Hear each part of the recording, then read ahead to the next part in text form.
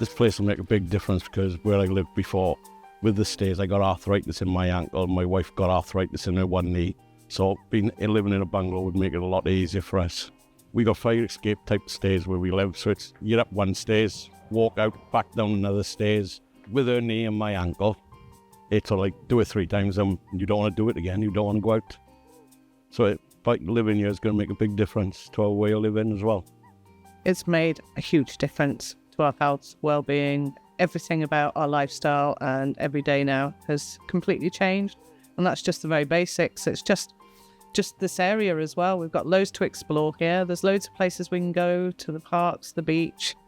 Really feels like we've won some kind of housing lottery. So getting a building like this from Wales and West, it frees up 50 spaces in temporary accommodation, supported accommodation. It means now that we have 50 residents who have moved out of supported accommodation and temporary accommodation. They now have their own front door, their own stability to help reduce that homelessness crisis back in the city in our other projects.